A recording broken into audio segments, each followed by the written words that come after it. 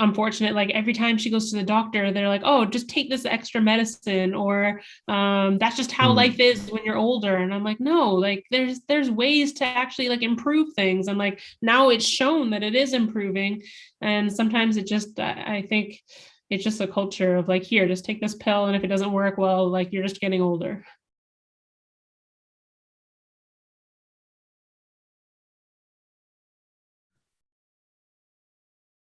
Where in Canada are you located? In the Ottawa area. Oh, okay, cool. I've been there. That's a Oh funny yeah. story.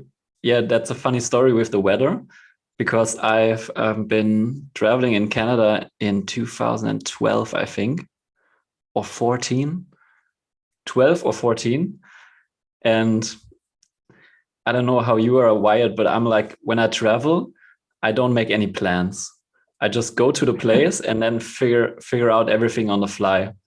So I went to Canada and I had like 2 months in Canada. And I was Yeah. like, yeah, Canada, it's probably gonna be fucking cold. I packed my sweaters and things. And I flew into Toronto and it was the hottest summer in the Canadian history. Yeah, people always forget, like it gets really hot here. So like we have really cold winter and then really hot summer. So it's like the Yeah, extremes in the temperatures. Yeah. it was insane. I got out of the plane and it was like 40 degrees and I was like, what the fuck? I need to buy some shirts. That kind of sounds like my friend. I had a friend who came to visit from Germany, actually. I met her in Bali, and she wanted to come visit Canada. And so she came, and then she showed me all these pictures. She's like, oh, can we go to see this mountain or this? I'm like, that's on the whole other side of the country. Like she thought that Canada was smaller and we could just drive there. I'm like, Yeah, no, we would have to fly there. I don't know. I think Germany is gonna probably you can squeeze Germany like 5 or 6 times into Canada, I think. Yeah. Well, in Europe, you can just drive, well, yeah, so close. Like Yeah. one time I was competing in the UK, and I flew to Austria to visit some Mm. family. And like we just like, oh, let's go to Italy for the day. I'm like, you just go to Italy for the day? Yeah, yeah, to get coffee, lunch. I'm like, okay. Let's just drive to another country. Okay. It's Yeah, gonna take it's like not the 2 hours. same.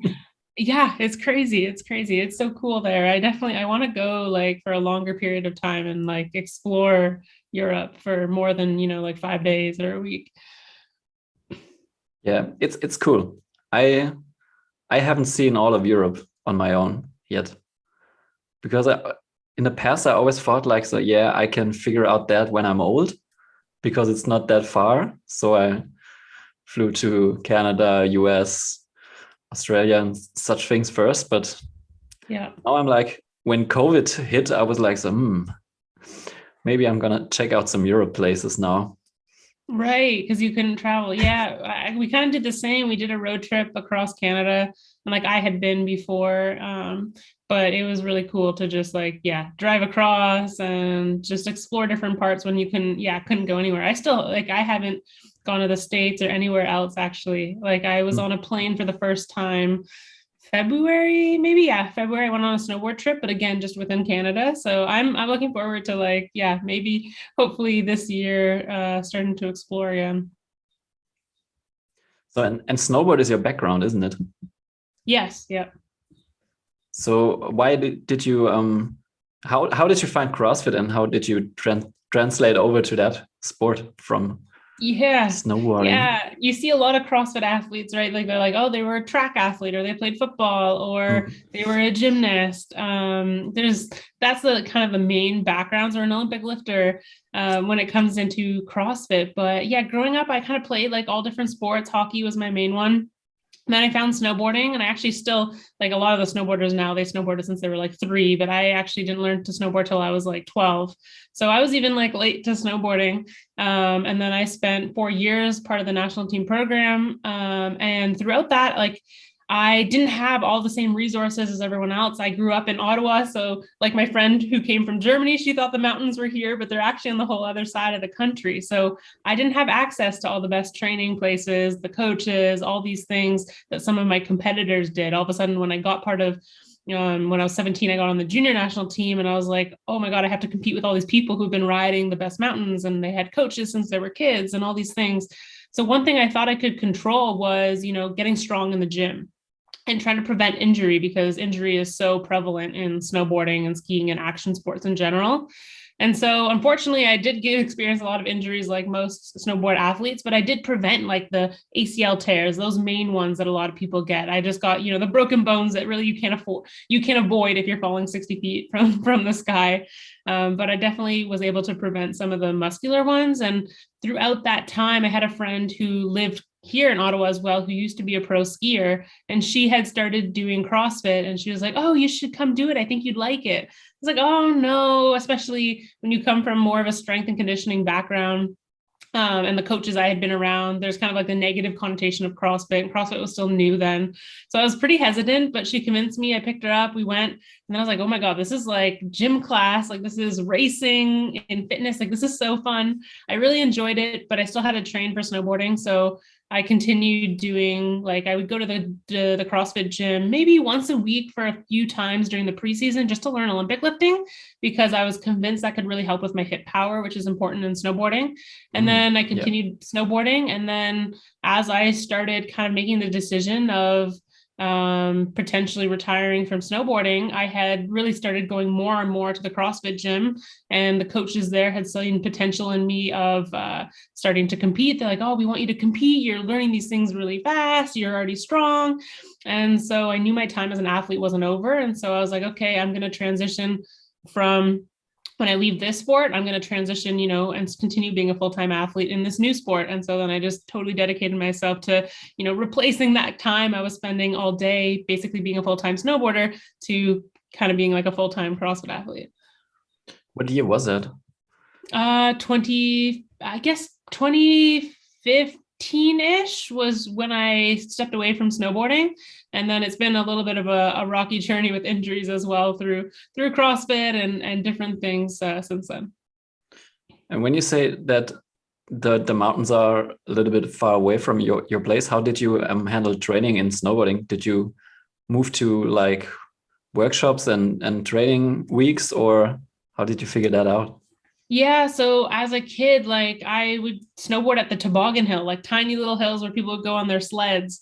And I would like build little jumps. And then in my backyard, we had just like 4 steps, and I would like use my arms to pull myself fast down the 4 steps where I put snow to make a little ramp. And then I would have like a little rail that my grandpa made for me, and I would practice on all those things in the backyard. So I was like just practicing on really small things. And then we have like really small hills, maybe like an hour away. And so I was able to get there. I started like instructing snowboarding so that I could get my parents to drive me. So I was like, look, I'm making money. I have a job. You can drive me to the hill. And so they would drive me over. But again, they're very small. They have a couple jumps or whatever. But at least I could practice. So that was the cool part. Like if I was trying to be a big mountain snowboarder and ride backcountry, it would have been impossible where I'm from. But because slopestyle is jumps and rails, I can kind of like go to a rail in front of a building and try to make a jump onto it. And I could practice like right there in the city. So I was always trying to do stuff like that. And then once I got onto the junior national team, that's all of a sudden I had to hire a coach. I had to move. So I ended up like moving about 8 hours away to live with my coach's parents. And so I lived down there for a season or two, and then traveled out of there. And then, the national team training center was basically on the whole other side of the country. So in my last couple of seasons, I was basically flying there back and forth every month. And then, of course, traveling around the world for the different competitions. Wow. What was the craziest place you competed in? Turkey, I think, was kind of crazy, cool, because you wouldn't really associate it with snowboarding. And when we got to the mountain, it was for the World Junior Championships, and they hadn't even built the jumps. So I was like, what kind of place are we going that they don't already have a snowboard park? So basically, I think that the way it works is different countries like bid on, or different cities bid that they want to host the World Junior Championships for different sports. And so for some reason, Erzurum, Turkey, like won out, and they got to host this competition, but they didn't even have like a snowboard park. I actually didn't even see any local snowboarders there. I only saw like old men skiers at the resort, and then just, all these people from around the world who were there competing. So it was a really interesting competition. I also got to go to Spain for Junior World Championships the year before, and that was really cool because it was like really warm. We were like tanning, and then you head up the mountain and got to go ride. So it was a really cool contrast because it was like spring weather, but Turkey was definitely an odd one. That's interesting. Did they like use fake snow, or was there actually a mountain? They actually had snow, and like even the first day we got there, we didn't even get to train on. I mean, they didn't have the jumps built yet, but they had some of the rails built. But they got a ton of snow like the day we got there, so it was like a powder day. So we just kind of ripped around. So yeah, they did get snow. It wasn't a big mountain by any means, but it was one of those mountains where like there's the city kind of 15-20 minutes nearby, and you have to go up like a whole mountain road, and then the whole village of the resort is up in the mountains. So I think they only have snow on the very top of the mountain, and then when you go to the city, there's like no snow. Crazy. Yeah, Turkey is crazy. I've been like 2019, before COVID, like 2 or 3 months before that, we've been me and my girlfriend, we drove in a van from Germany to Turkey, because there's this mountain on the coast which is like famous for paragliding, and we're like, so we want to do paragliding, and this is the place to go. So we went there, and it's crazy because the town is at the bottom of the hill, and then you get like drove up in a van by these paragliding companies, and they drive like crazy up the mountain. I was more terrified the way up than the actual paragliding. So I got out of the van, so okay, I'm alive. This can't be as bad as to drive up. That was kind of our experience too. Also in Spain, it was the same because it was like super warm in the cities, and then you had to drive up like really high altitude just to get to the village. And both places, such windy roads. And in Spain, crazy drivers. One time our coach, he got the car on 2 wheels, and we were all going crazy. But then, and he just was doing that for fun. And I was like, this is too much. I don't want to die today. And then, but in Turkey, we got a taxi one day because we were like, oh, let's go shopping, let's explore the city. So the taxi driver is like driving down the windy road, and he was going so fast, and he was passing people and around corners, and then there's cars coming, and I was like, well, this is crazy. Like if you mess up, we're going off a cliff, and that's just the end. And so I was, people are crazy, but I guess they know those roads like the back of their hands. It's insane. Like in Europe in general, in some countries, the driving is just like insane. When we drove to Turkey, there's this big city, Istanbul. It has like 24 million people or something. When you drive in, it's a lane with like 7 or 6 roads, all by side. And I was like, oh fuck. Yeah, insane. That's like you're on one road. Oh, we have to get this lane off, and it's like 2 lanes back there, and I was like, oh. Yeah. Good luck moving over. That's when I was 13, I went to Venezuela, and I remember being mind blown because I'm so used to just, Canadian roads. Like there's the rules of the road. You stay in your lane. There's 2 lanes. But there it was like, if there was 2 lanes, but there was a lot of traffic, people made 4 lanes. So people are just like all squished together. And then there's motorcycles trying to weave through people. I'm like, is there no rules at all? Like they just make up your own lane. There's motorcycles going the opposite direction through you. I was like, I could not handle this. There are no rules. No. And Canada, it's the complete opposite. I rented also a van to get from, I don't know from where I drove, but I was driving to Banff. Yeah. And Banff National Park is just like one road. Yes.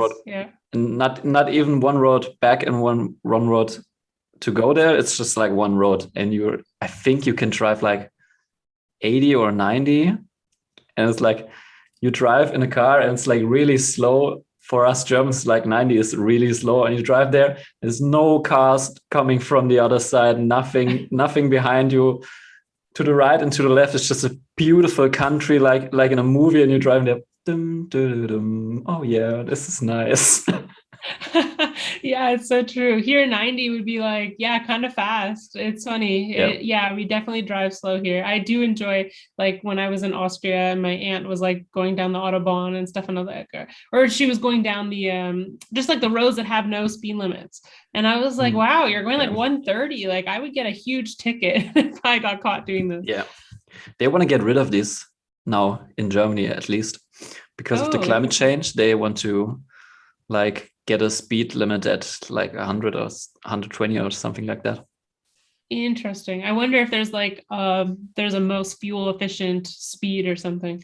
It is actually like for my car, I have a VW like van, and last or 2 weeks ago I was in Berlin, and it's like a 4-hour drive, and like gas prices are through the roof at the moment. Yeah, here And too. normally I would like get gas for like $80 and it would last the way there and the way back. But on the way back, I drove like 140 something. And I noticed that I have like 100 or 150 kilometer less in the tank when I really push it. Yeah. So it's really Interesting. I the think van, I I heard that. think, Like I heard that like yeah. 90 and 120 are both like good speeds. I don't know. That's what people have told me before. But then our speed limits here are always like 80 and 100. So I'm like, Yeah. okay, so 90 and 120 is like you're going to be speeding always. Yeah. Yeah. Like 110 is like the sweet spot for my car, I think. Yeah. Interesting. Yeah, it's crazy.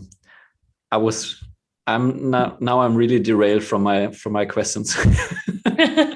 It's all good. Yeah, we got distracted by the Yeah, speeding cars on the roadways. the speeding cars. So like how was it like to step away from your snowboarding? Like if you follow sports, you always read like when some player is like stopping or when he's getting too old or something, like you always hear like because it's such a huge part of their identity, and then they fall into a crisis. Was it different for you because you already had like replacement for it, or No, it was rough. Like I went to therapy that whole summer. Like it was a really like tough time because exactly like my whole identity was based around being this national team snowboarder, even in the CrossFit gym. Like I had just started going to that gym like a year prior, and everyone in the gym knew me as like because I came into the gym kind of in the my preseason of snowboarding. So like they were all like, oh, so excited to watch you compete this year and like track your competitions. And like it was kind of cool for like I don't know, they just I thought that people only thought I was cool or only liked me because I had, I was competing at that level in this sport. And so I was getting attention for that. And then all of a sudden, when I decided to stop, I'm going to the gym and people are always asking me, well, why did you stop? You're so young. Like, what's going on? Like, and all these things. And I just wasn't prepared to answer that. Like, I would like leave the gym crying and I couldn't even handle any of those questions. And yeah, like it was just such a big part of my identity for so long, especially being, since I was a little kid, I told my parents I wanted to go to the Olympics. And so of course there's no Olympics in CrossFit, and snowboarding was my path. And so having stepped away after, falling short of the 2014 Olympics, and then before I had my chance to try to qualify for the 2018 Olympics, it kind of didn't make sense to people. So I got a lot of questions about that, and then also having to deal with that myself. And so yeah, looking back, like I thought it was perfect because I had all these plans. Like I was like, okay, my mental health is suffering. If I stop snowboarding, perhaps that's going to improve my mental health and I'll start focusing on these other things that I also have a passion for. But it was completely, the opposite of what I thought, because my mental health worsened. I had to deal with the whole identity crisis that I thought for some reason, oh, I'll just switch sports and it'll be fine. I do think it was helpful though that I did have CrossFit, because at least I had an outlet for my energy. Like we all know that like when you're dealing with mental health stuff, exercise is good, seeing people daily is good. So I did have that opportunity to kind of push my comfort zone and be social during the daytime, make new friends, and then also still have that kind of like adrenaline rush, but also just that like outlet of energy every day to still train. Because I think if I went from snowboarding every day to all of a sudden and just sitting at home and doing nothing, that would have been really, really rough, like even worse. I couldn't even, it's hard to imagine that it could have been worse, but it could have. So yeah, it is good to have some of those things in place, but I definitely had to deal with that. And now I've learned since talking to other athletes, like exactly what you said is true. I think every athlete deals with that whole identity crisis. Whether they were playing for 30 years or playing for 10 years or at the top of their game or just, retiring after college. It's a big part of who you are. And I think the younger you are as well, it makes it a little bit more difficult for the reason that, let's say you were playing your sport for 15 years of your life. Well, if you're only 20, like that's like most of your life, right? It's like 75% of your life. So when you have that huge percentage of your life only identifying with one thing, it becomes very difficult versus later in life, you start a new job, you do something different, and then you leave it. It's like, oh, you have more perspective, more time to look back on and reflect on. So it was definitely really difficult. Interesting. At what age did you step away from it? Yeah, I was 21, I think. Yeah, that's really young. Yeah. And I think, like you said, it makes no sense for people outside of your group. They don't understand. They're like, hey, you're so young. You have your whole career in front of you. Why are you stopping now? Yeah. Interesting. Yeah, interesting. 2021. And what was so it seems like this was like one layer of the onion to get better. What was the real reason, or haven't you figured out yet? Yeah, like it was, so during my last year snowboarding, so like not making the 2014 Olympics was rough. I think it was still a long shot. Like, again, I was really young. So like, even when it was the 2014 Olympics, I was like 20. And so when I talking with like my coaches, 2018 was that really realistic plan. It was like, okay, 2018 Olympics, that's what we're training for. 2014 Olympics would be great, but and there's like a bunch of us who had the chance. Like, for example, I even had to sign like the Olympic team contract in case I made it, because it's a really quick turnaround. Like, you make it and then 3 weeks later you got to fly to, it was the Russia Olympics at that time. So you have to have your visa prepared. You have to like, plan out what you would bring and all those things. So going through that process, made it a little bit difficult. And then one of my best friends made it, which was amazing. Then I hurt my shoulder. So I was just watching the Olympics kind of on the couch. So there's just a lot of emotions. And there was a lot of also, like I talked about, injuries. And some of these injuries, I think they were more traumatic on my mind than they were on my body. And it was just that fear of would layer up and layer up. And so I wouldn't handle it at the time because I didn't know that there were people that could help me. We did have a sports psychologist that we work with, but it was more for like performance anxiety. It wasn't, I just didn't feel, or I didn't have the education at least to realize that this is someone who potentially could help me with unpacking some of that trauma from the injury, how it felt to fall, how it felt when I was flying through the air, knowing I'm about to land on my head or my back or those kind of things, right? It's almost like a car crash type experience that you're having, and you're having these multiple times per season.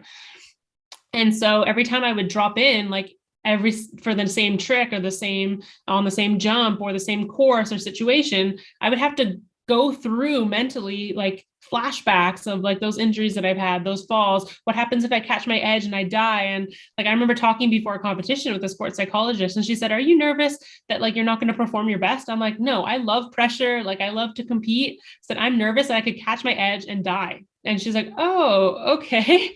And so all that stuff kind of added up, and I started getting like anxiety attacks and experiencing these things, but I still didn't know. I didn't have the resources to know what I was dealing with. And I didn't have, people to talk to. I was worried, if I talk to my coaches about this, will they not select me for the national team next year because they think I have all this fear, or that I'm not capable of doing the sport anymore, or whatever that is. So I really kept it all into myself. And then it was really good that I did find CrossFit going into my last season, because I started making friends. I started really enjoying it. And then when I went into my season, something just felt off. I felt even more so that fear. I felt I was riding really well, actually, my last season, but it was all adding up. And then it was almost like all those years of all those things that I was going through was kind of starting to come up to the surface.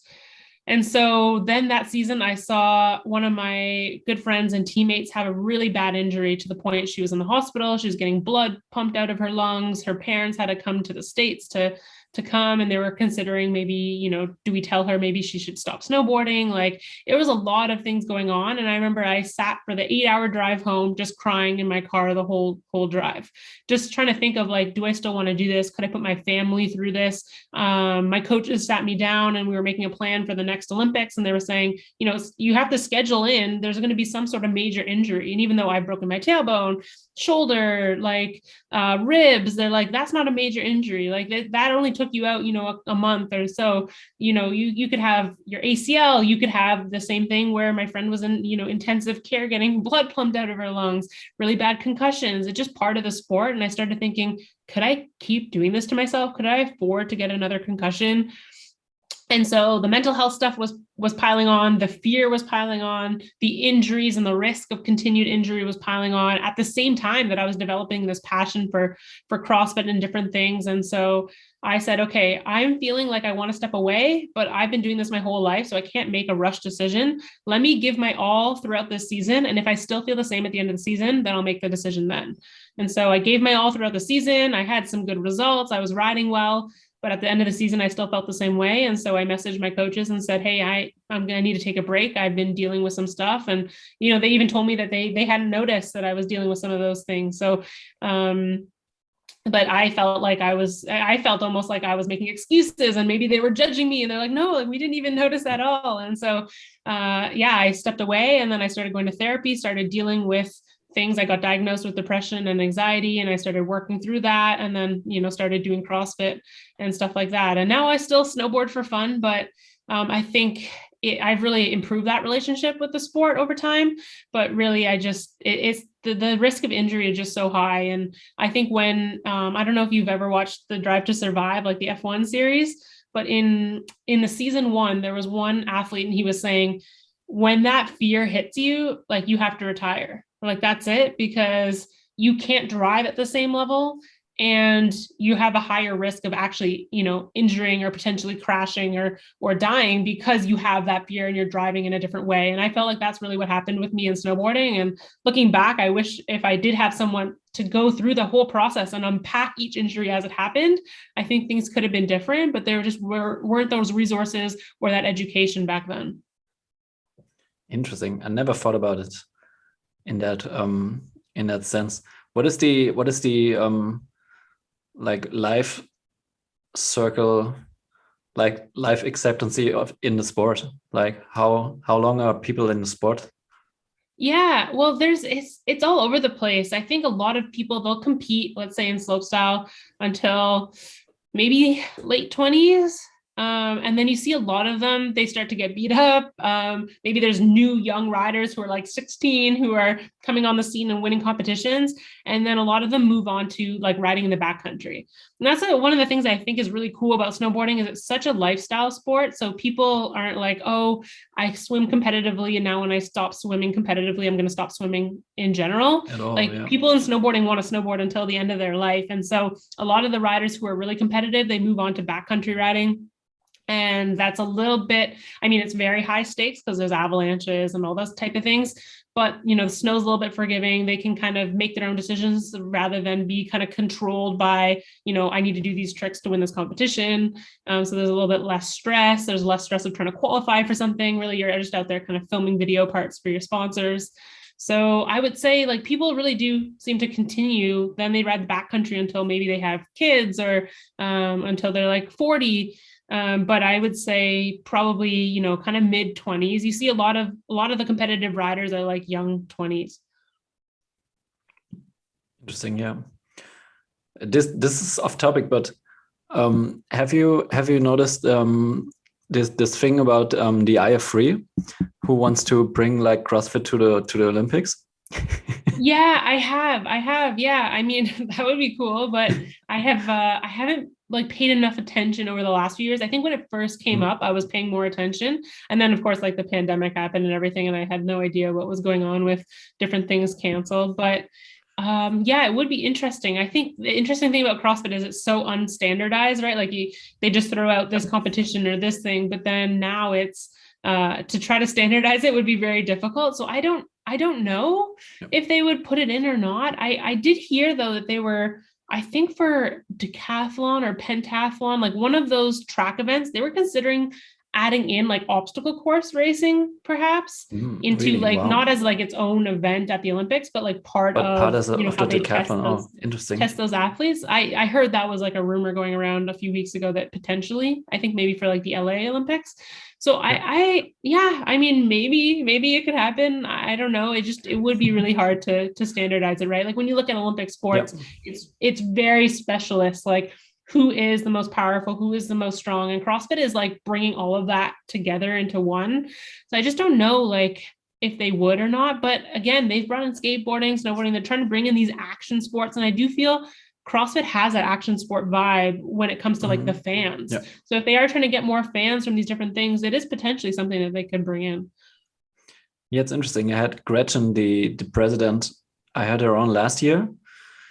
And it's exactly what you say. They try to like standardize the functional fitness a little bit so that you know what's coming, because but that's also the beauty of the games, you know, that you not know what's coming. And yeah, it's interesting. And also, like, I think a lot of elements from CrossFit are already like in the Olympics, like weightlifting or gymnastics and track and field running. So I don't know, but it would be Yeah. fun to watch, because I love like seeing the games and watching CrossFit competitions. It's really fun to watch if you understand it. Like that's also a Yeah. thing. Like you have to make it that understandable that somebody from the outside who's not into functional fitness and CrossFit understands what's going on the floor, and that's pretty hard, I think. I think that's been one thing that I've heard CrossFit tries not to do. They try not to like Yep. have events or workouts that then can be compared to other sports, like one on one. So I think that's the hard part, because people would watch it. And if they do try to standardize it, right, they're like, okay, we're going to do a 400-meter run. And then there's going to be a max snatch. And then this, people are going to look and like say, well, look at these Olympic lifters and what are they snatching? Look at this 400-meter time compared to the 400-meter time of like this Olympic athlete. And so I think that is the hard part, and that hard Yep. comparison, that people don't understand. Like to be good at all these things takes so much, like just the physiology and the training is so difficult, but it's hard for people to understand that because most sports are so specialist. Yep.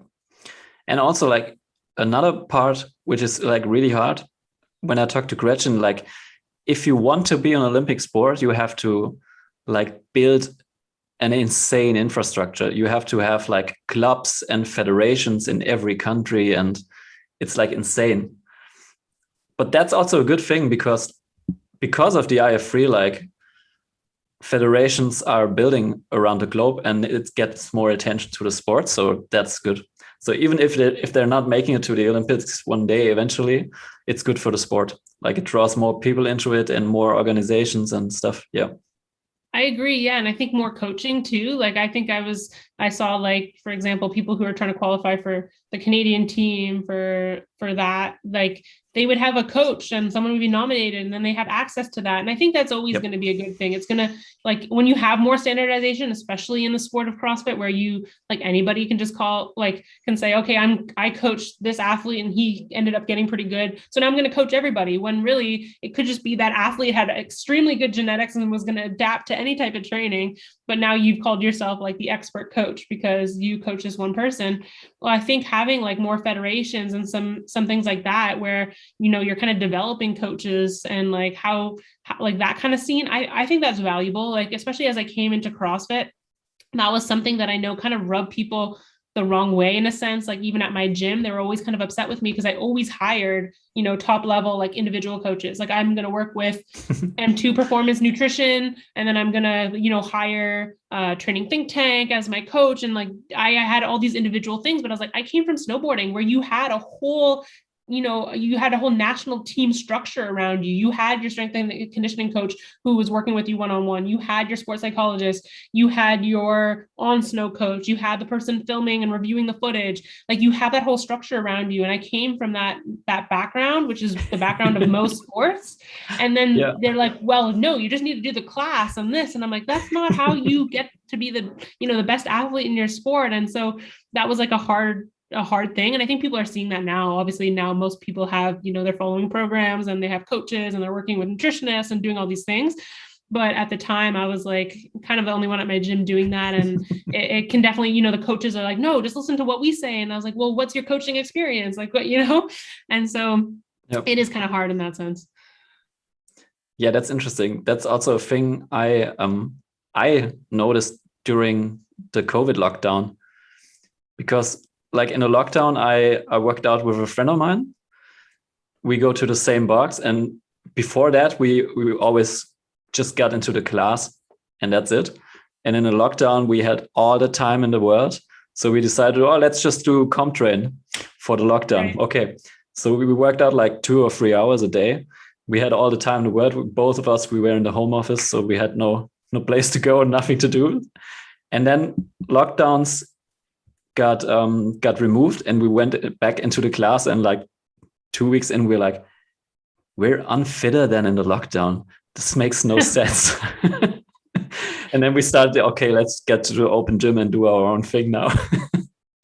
Yeah, right. Yeah, like I love doing classes. And so like for example, like a couple weeks ago, my boyfriend and his family went on vacation, and I went to with my dog to dog sit and house sit his dog. And so I went to his parents' house and trained at the gym there, and I was able to do a class with people. And I love like jumping in classes and doing that. I think it's so beneficial. But yeah, like to compete at a high level, obviously you have to be doing more than just the class, and you can't be competing all the time. Like I think a lot of people go into classes like, this is my competition, I'm going to go 100%. Yep.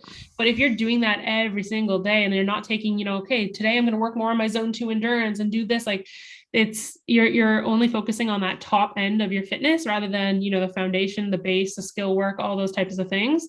And so that can really like burn people out, as well as just kind of halt your progress. I think that's one of the cool things about CrossFit is like high intensity training can, like, you can make incredible gains really fast, but it's still that top end. So like you still got to go back and work on that foundation so that you can have a higher top end when you go back to doing more of those high intensity training. And there's definitely like there's some really knowledgeable people out there on the physiology and like how to train, and like they've spent their time in school studying it. They've worked with athletes of different sports and they're applying these new things, and people are still going to figure it out. And there's still so many unknowns in CrossFit. I think even still some of the experts from other places don't know, like, oh, how are CrossFit athletes able to do this and this? Like that kind of defies what we thought possible. But I do think having more of these experts and expert coaches and programs is really going to help legitimize the sport and help athletes, train smarter overall. Yeah, I think so too. But Natalie, you popped on my radar like a few weeks ago because you worked out with your grandmother, and it's amazing. I have to share my screen and like show this. Can you see it? Oh, yeah. Yeah, this video popped on my radar.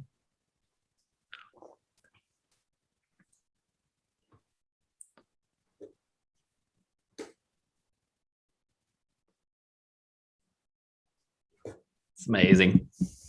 It was just her birthday last weekend, actually. How in the world did you get your grandmother to work out with you? Well, so it kind of started that like when I was like as a kid, she lived with us for a few years and she went back to Venezuela. Like she only speaks Spanish and she's from Venezuela, but the political situation and stuff there is like really sketchy. So I think it was probably maybe 5 years ago that she moved here to Canada with my parents. But like she had came to visit maybe a few years prior to that. And I got her to come with me to the gym once. And like the owner of the gym, he was a CrossFit Games athlete, and he actually knew some Spanish, and he came up to her and he's like, your granddaughter is really strong. And she was like, that's because she eats arepas, which is like this Venezuelan cornbread. She's like, she's eaten it her whole life. And like, anyway, she was just like, she thought like at first she was very hesitant. Like when she first came to Canada and she saw like I was spending all my time in the gym and being strong, she's like, how will you ever get a boyfriend? And I was like, Abuela, like that's such an old school mentality. But she, that's a mentality of a lot of our like elders, and especially in like, a Latin culture, I think that's really the mentality. There's a lot of machismo, which is kind of like misogynist culture in Latin America and stuff like that. And so she kind of had that mentality. And then as she came into the gym and she saw people like respected me for being strong and like being fit and these things, she started like changing her mind. And she went back to Venezuela. And then when she came back, I was still like, I was training more than ever. And I got her to come sometimes to the gym and to help my parents. I'd be like, hey, yeah, like bring her to my house for the day, but I'm going to be training. So I'll bring her with me to the gym. So she started really enjoying it. And then they started doing like a seniors class. So she would do it. And then I would have to come with her because I had to translate. And so I would translate with her and I would see she's really competitive. Like she would come home and tell me, she's like, did you see I won the warm up? I was like, the warm up was walking across the gym and you ran. I'm like, you're supposed to walk. And so she just really like, was really competitive. I could see she like really wanted to impress me and like be good. And she, over time, like as we built our relationship, she's kind of like a big kid. She like kind of wants to do like whatever I'm doing. Which is just like really cute. And I like spending time with her. So yeah, we started kind of like, working out together a little bit. And then her memory has started like really declining. And I was trying to think of like what can help. And I felt really like I couldn't help my family with it. And I was like, well, I know from that exercise can help. And then with her osteoporosis and different things she's dealing with, I'm like, exercise is probably the biggest thing that could potentially help her. That and like food and drinking water, which I can remind her when I'm talking with her on the phone. And so throughout the last couple of years, like we started doing FaceTime classes, and especially like she used to go to craft groups with other Latin Americans or Latin people in Canada and like all these different things, but they all got canceled with the pandemic. So I could just see she was kind of like getting a little bit depressed being at home and not seeing anybody, especially she doesn't like to go out in the winter. It's way too cold for her. So she just stuck inside. And so, yeah, we started doing classes over FaceTime every day. And then I would do my shoulder rehab while she was doing her exercises, which helped me because it was like, oh, I finished training for the day. I'm so tired. Oh, I don't want to do my shoulder rehab, but like super important for me getting back my shoulder to be able to start doing CrossFit again and everything was sticking with it. So that held me accountable as well. And then it just kind of progressed from there to become really part of her daily routine. And so every weekday we FaceTime and we do her exercise class. And yeah, like regardless of how she's feeling, like she's always there. I mean, she doesn't really have anything else to do, so she's always going to be there and answer the phone. And yeah, she does her exercises, and it's just been really cool. And then when we're in person, like we try to do it outside or do some sports or just do different things, more exercises together. But it's really just been a way that we can like bond and talk, and then a way that I can kind of help my family and help, just help her in some small way. That's amazing for me. Like the thought of this, like it's insane for me because my grandmother, she's also like 85 now this year. Yeah. This year she turns 85. And I think she never not worked out like naturally in her entire life. Like, you know what I mean? My grandparents, they had to hide during the Second World War. And then afterwards they built like 3 houses. They built my mother's house, my uncle's house, and our house now. And then they always worked in the fields. Like, I don't know if she can even wrap her head around like going to a place like a gym or a box to work out. Like, you know what I mean? But that's this entire like concept must be so weird for her.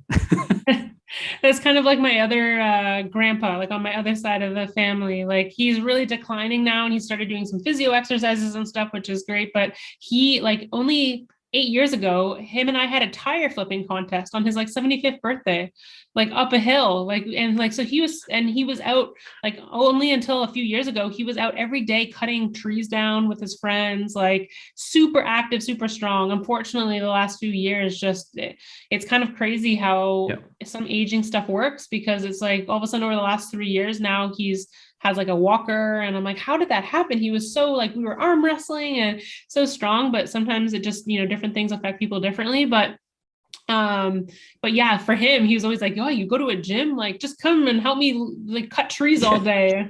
And I'm like, no. Yeah, exactly. And exactly. Yeah, it blows his mind. And same, and then my grandma, though, like his wife, my grandma, she understands. She's 82, I think. Like my grandpa and my my grandma who I train, and then my grandpa on the other side, they're the same age. And then my other grandma's a little bit younger. And but she tells me she walks like 4 kilometers every day. And she's done that since I was a kid. Like when I was a kid, I would go get dropped off at her house. I'm like, where's grandma? My grandpa would be like, oh, she's on her daily walk. I'm like, okay. And she swims, and she does like swim exercise classes, and she's done that for like 40 years. Like, so she understands it a little bit more than my grandpa is like, no, you just go outside and just lift stuff. Yeah. And then my dad is kind of the same. And then, yeah. So my grandma, I think, yeah, I don't even know, like in Latin culture, like you walk everywhere and you get your groceries and you meet people, but yeah, she wasn't like out lifting things in nature, building things like Canadian or European people are more used to. So she just really hadn't gotten that much exercise, although she was a massage therapist. So she's super strong, like her upper body is like, but that also has caused her like a lot of pain. Like she goes to physio now just to deal with that. So that's why I'm always working on like her posture with different exercises, because her traps are like literally rocks. I'm like, mine are like rocks, but that's because I'm Olympic lifting. Like yours are rocks because of years of massage therapy. Yeah. And it's like when you mentioned your grandfather, it's like amazing how fast it happens then.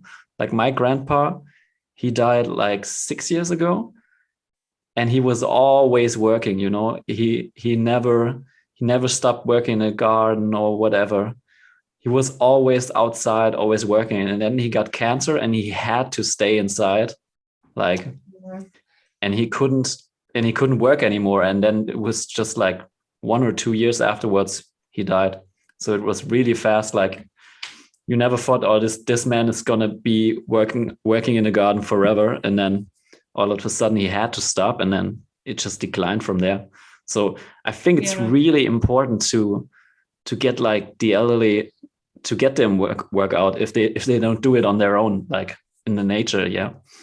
And what Like do you think like what do you think like could be like an inspiration or something to inspire these generations to get into the gym, to try it out?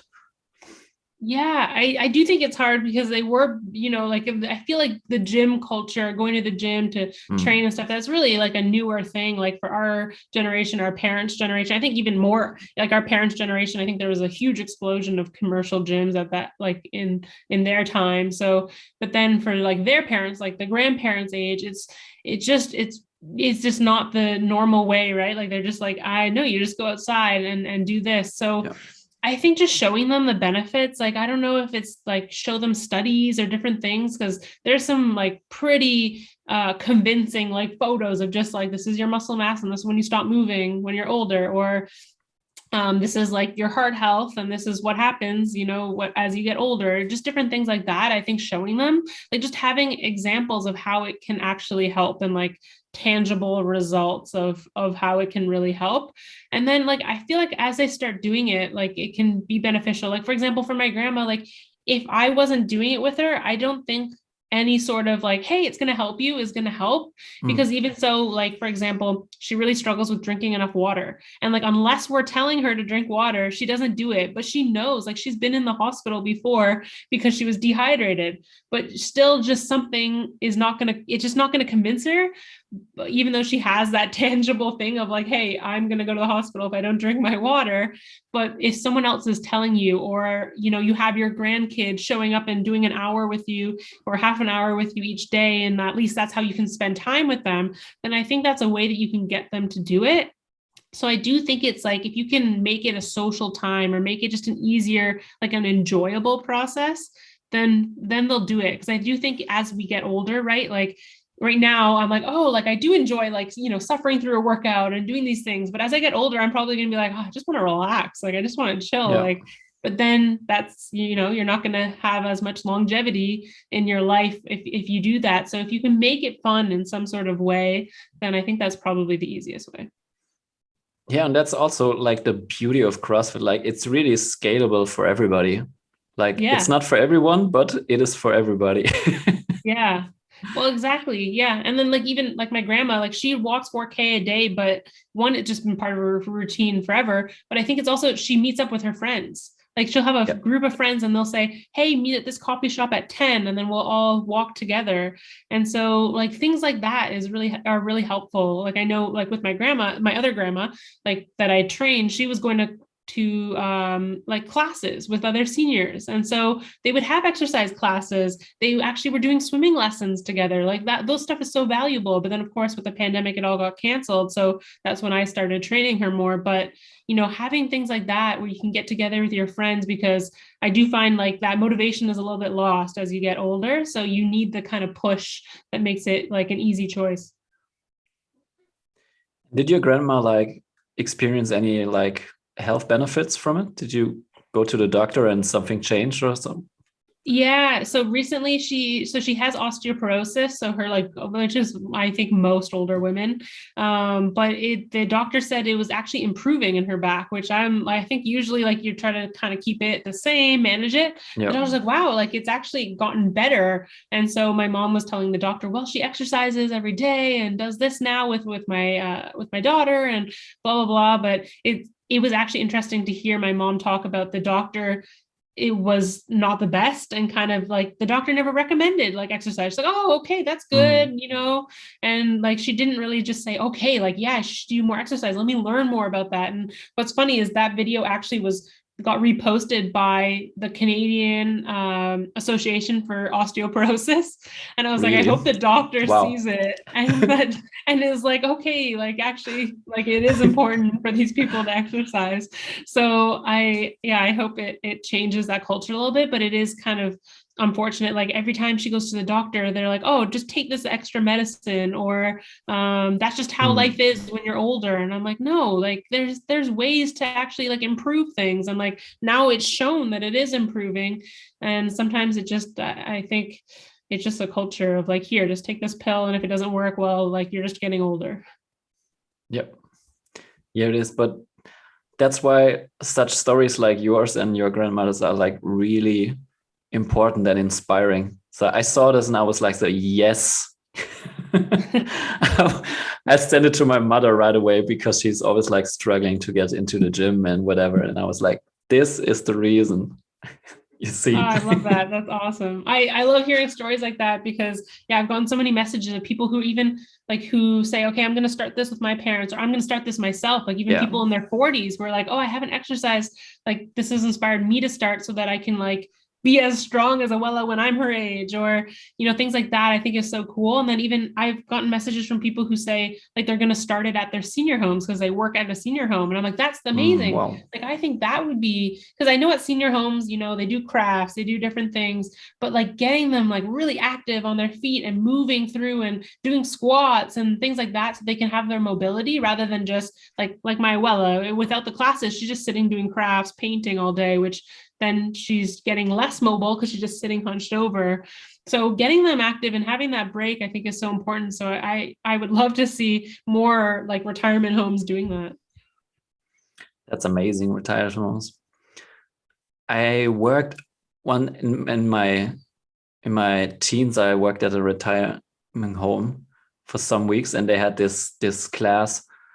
I think it's called Road to 100 or something like that, where they worked out a little bit. But I was like, I remember like thinking, oh, when I'm old, I need to find a retirement home where they still allow me to do Olympic lifting and stuff. Yeah. Well, yeah, actually, like I went to go visit my other grandparents a couple weekends ago, and they take care of a 95-year-old woman. She has Alzheimer's, so she's kind of locked away in her floor. And like we went to go visit, and they have like a gym room, but it just has like a reclined bike. And then like I think the heaviest weight they have is 15 pounds or something.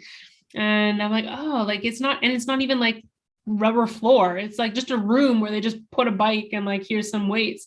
It's like, Yeah. oh, like they and I'm sure they probably don't have classes, but like imagine like a group class and you're teaching people how to squat, and like I just think that would be so much more valuable. Yeah. Yeah, I think it's really important to get these age group to get them move. So that's why I loved your video and I love this story, and that's why I wanted you on the show. So that's amazing. I appreciate it. Yeah, it's been really cool to see the response to that, to the video and the story. Where was it? Was it reposted anywhere else to get like a big fuss, or was it like? Yeah, it was on Good Morning America, and then Mhm. which is like a big news channel in the US. Like they called me and did a whole interview and like a whole story.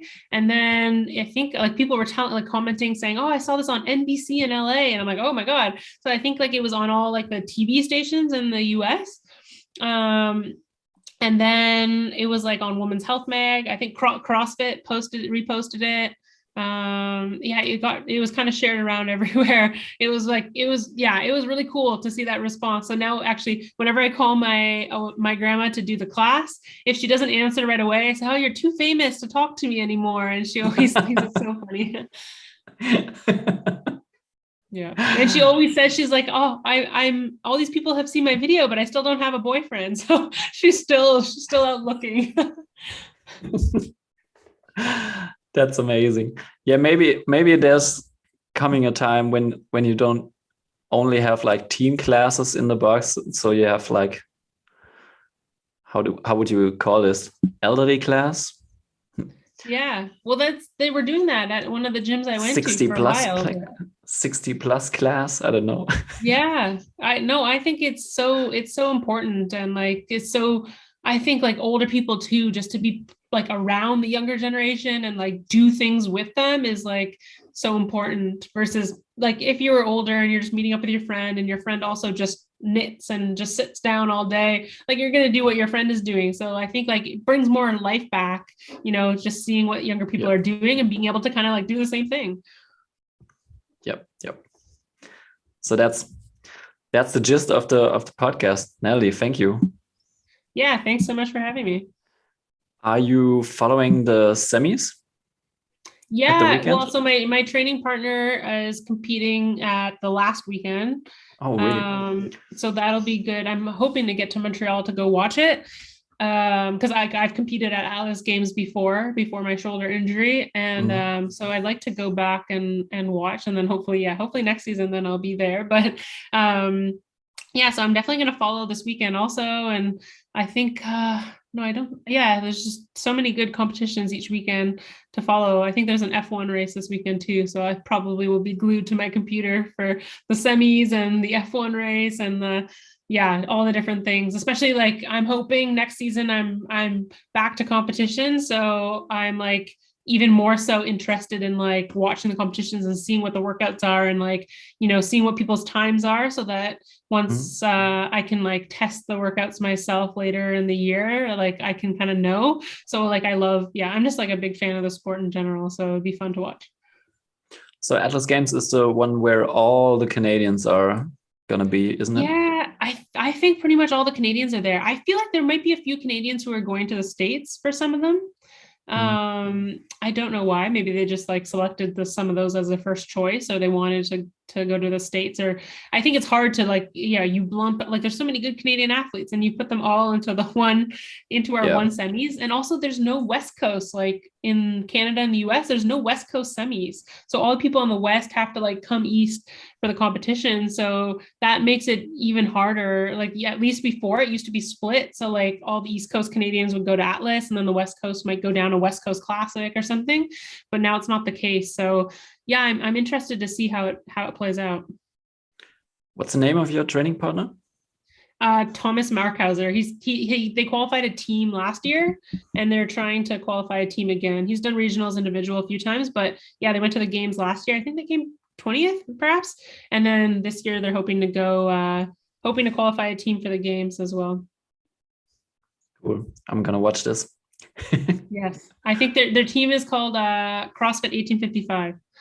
1855. I heard that name, I think.